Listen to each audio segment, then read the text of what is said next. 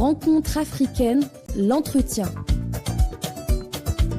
Mesdames, Messieurs, ravi de vous retrouver dans ce nouveau numéro de Rencontre africaine. Dans la nuit du 14 au 15 décembre 2024, l'île comorienne de Mayotte était dévastée par le cyclone Chido, faisant plusieurs morts et des dégâts matériels importants. La puissance occupante française qui administre depuis un demi-siècle cette île comorienne au mépris du droit international a montré des insuffisances graves dans la prise en charge des sinistrés. Les Mahorais de l'île comorienne de Mayotte ont pu néanmoins compter sur leurs compatriotes des 3 autres îles de l'Union des Comores. Des collectifs d'associations ont vu le jour à Moroni, la capitale de l'Union des Comores, pour venir en aide à leurs compatriotes mahorais. Le gouvernement comorien a aussi affrété des navires pour acheminer des vivres aux sinistrés. Mohamed Rafsanjani est docteur en droit public et président du parti UCHE. Il dénonce l'attitude passive des autorités coloniales françaises vis-à-vis des sinistrés du cyclone Chido. Bonjour Monsieur Rafsanjani, merci d'avoir accepté notre invitation. L'île comorienne de Mayotte a été durement touchée par le cyclone Chido. Comment qualifiez-vous l'attitude de la puissance occupante française quant à la gestion de cette catastrophe? L'attitude de l'occupante française face à la gestion de la catastrophe Chido, on peut la qualifier de déplorable et de totalement déconnectée. En réalité, cette attitude ne présente rien d'original. Elle s'inscrit dans une longue tradition de manifestation de désintérêt qui conduit en général à considérer cette île comorienne de Mayotte comme une France de seconde zone. On est plus d'une semaine après la catastrophe, les réseaux de communication ne sont toujours pas rétablis, on n'arrive toujours pas, certains d'entre nous, à contacter des proches, certains sont encore en quête de vivres de première nécessité, de soins à pouvoir se prodiguer,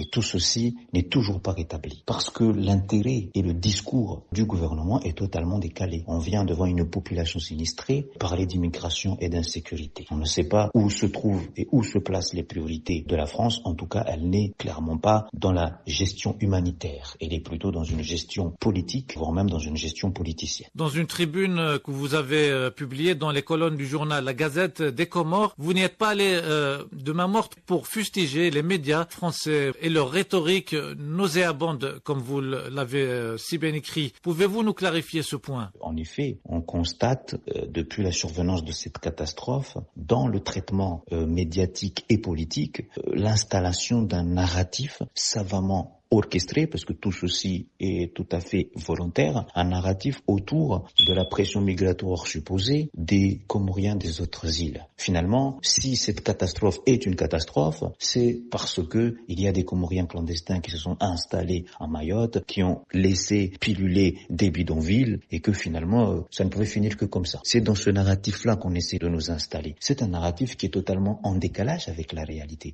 Il n'y a pas de migrants clandestins à Mayotte, il ne pourrait pas y en avoir.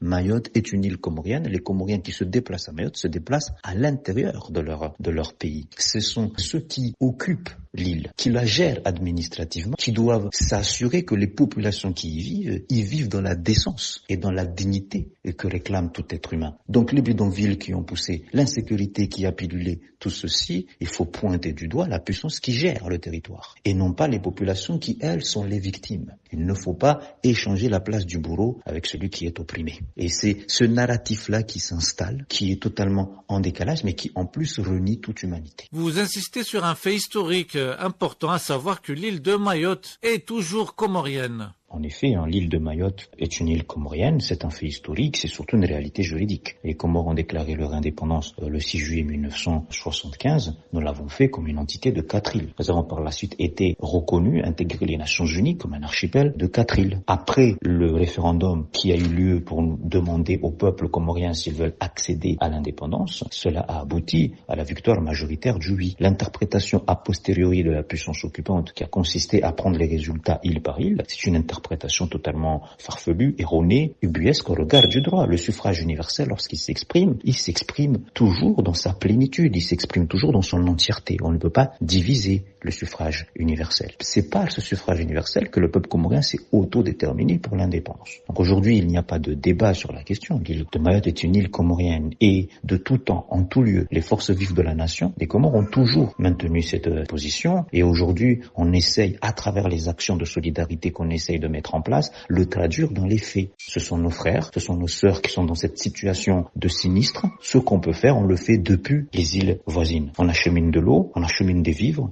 on fait à la hauteur de nos moyens, mais on reste solidaire. C'est une réalité historique, elle est juridique, elle est surtout humaine. L'île de Mayotte est une île comorienne. Vous en êtes pris aux politiciens français. Vous dites que le cyclone Chido a révélé également l'absence totale d'humanité des politiques qui tirent les ficelles à Mayotte. En effet, il n'est pas nécessaire finalement à chaque fois de nommer les personnes. Le débat ne se place pas là. Mais ici, on fait référence aux politiques locales à Mayotte qui ne sont en réalité que le relais du narratif qu'on essaye d'installer, que nous avons mentionné précédemment. Ils ne sont en réalité que les acteurs de ce relais. Ce qu'on regrette, c'est que face à une situation de détresse humanitaire, on puisse profiter de cette situation pour essayer de décliner à l'infini et dans toutes les versions possibles leur discours de haine, de division, alors même qu'on devrait rester solidaire face à la détresse. On devrait faire preuve d'humanité. Et donc, à un moment où il y a des souffrances humaines, parce que les souffrances humaines ne distinguent pas selon les nationalités, les souffrances humaines ne distinguent pas selon les provenances. Quand le cyclone frappe, il frappe dans la totalité, dans l'indistinction dont sait faire preuve la nature. À partir de là, on devrait être solidaire, mettre de côté cette obsession parfois, parce que ça frôle parfois l'obsession politique de la haine et de la division. Et c'est malheureusement pas ce qu'on constate sur le terrain. On constate plutôt une récupération politique pour pouvoir diffuser à l'infini, encore une fois, et dans toutes les versions possibles, le discours que l'on entend à longueur d'année, à longueur de journée. La survenance d'une catastrophe naturelle n'a visiblement rien changé. Et c'est ça que l'on déplore. Vous alertez contre des opérations de nettoyage ethnique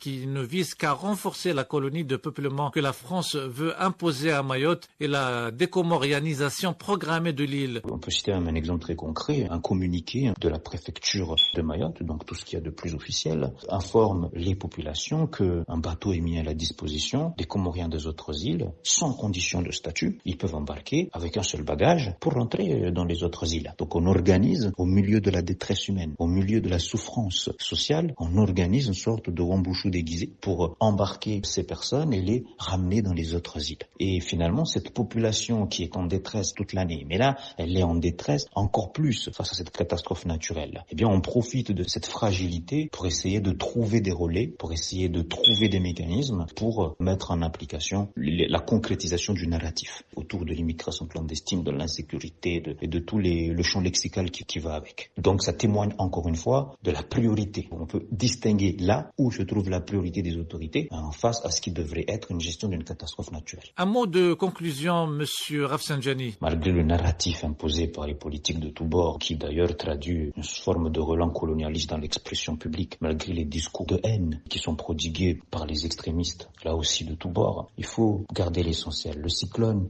nous a mis à terre, mais c'est une occasion pour la population de se relever unie, solidaire, fraternelle, pour faire ensemble face aux défis qui ne font que commencer et que ce cyclone n'a fait que révéler. Il faut avoir confiance en l'avenir et avoir confiance à la capacité de résilience des populations, à la capacité de résilience du peuple comorien de tous les côtés de l'archipel. Voilà, c'est la fin de ce numéro de Rencontre africaine. Elle vous a été préparée, présentée par Younes Jama.